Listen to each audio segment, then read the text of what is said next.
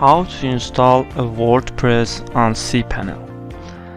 To install WordPress on cpanel, you should download the WordPress package from wordpress.org/download.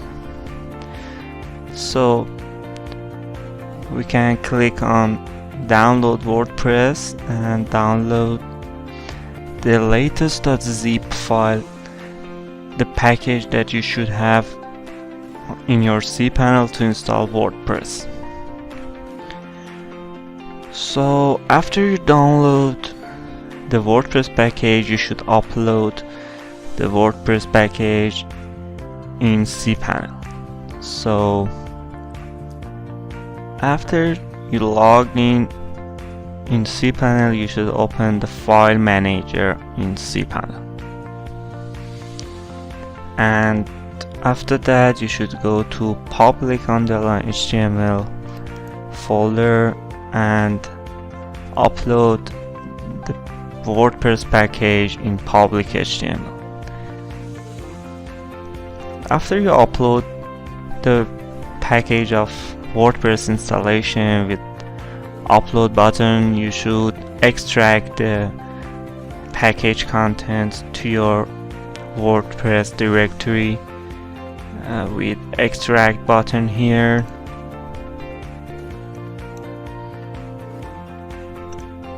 and wait for extraction, then close that window and you see that WordPress folder appears here.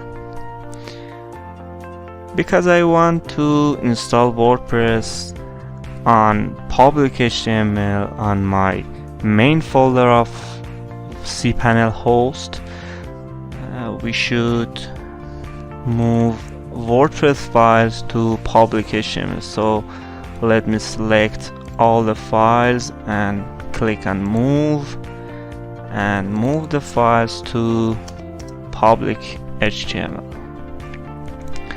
After that, I can remove this WordPress folder and I can also delete the WordPress package. Now we can go to our website address and begin the installation of WordPress.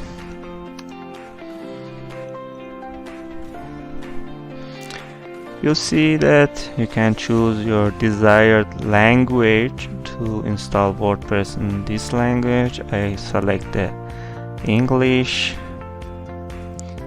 After that, WordPress asks you to enter the database connection, database name, database username, database password, and database host. So let's click on let's go. Now we should enter the database information to connect WordPress to your database.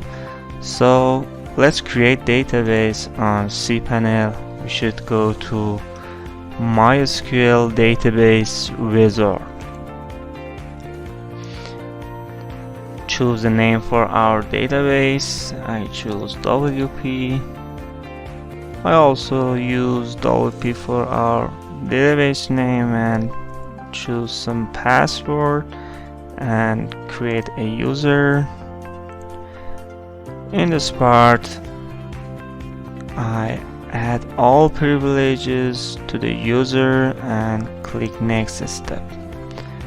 Now we have our database, username of database, and the password. So let's enter this information here. I paste the password and I also want to copy that database name and database username. Our database host is localhost as default, and we can change the table prefix, but I use WP underline the default table prefix and click on submit. The WordPress installed successfully, and I can click on run the installation. So the installation finished, and I can choose a title for our site, my WordPress for example, a username and a password, and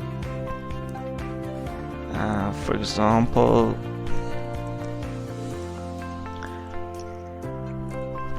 an email for our administration email, and click on install WordPress. You'll see that successfully WordPress installed, and we can log in into our WordPress website.